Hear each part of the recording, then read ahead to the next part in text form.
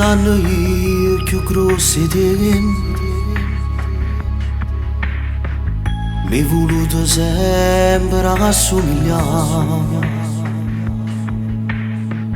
Noi due frati cresciuti a Milano.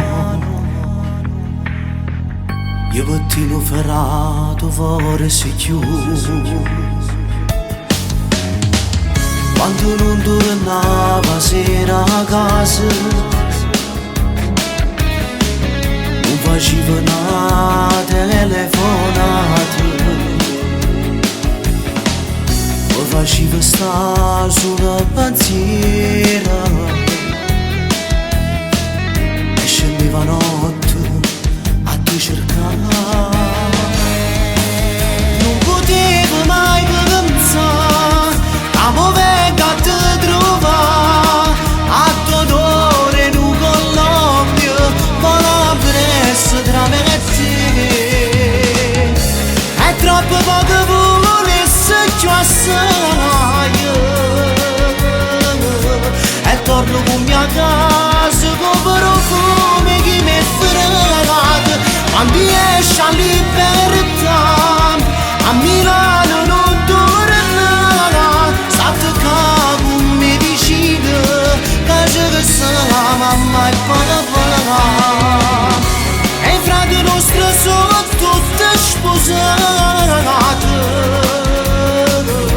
ma non pensate a nulla quando bene. Tu resti sempre fregato, chi le qui che 10 anni fa, chi le capo voleva assomigliare.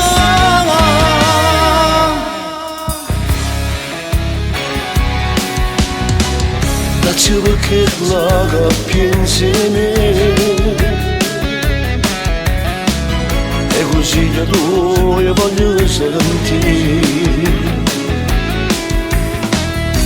Ti voglio bene, non ti scordare mai,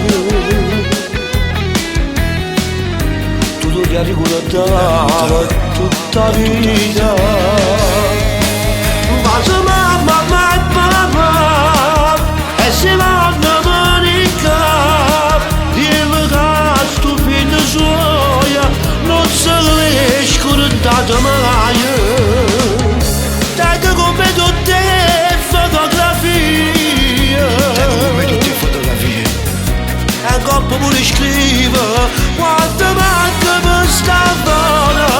Però mi scordo che sto qua, e poi c'è che contro me non mi vedere il cancello, ma motivo che io sto qua. La gente mi alle spalle solo per me giudicare. Tu mi sai buono e fanato, solo tu sai la verità. Tu resti sempre fregato, chi le qui che 10 anni fa, chi le capo voleva assomigliare.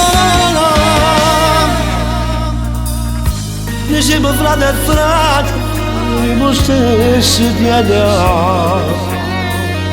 Da gente che sono un po' cancellata.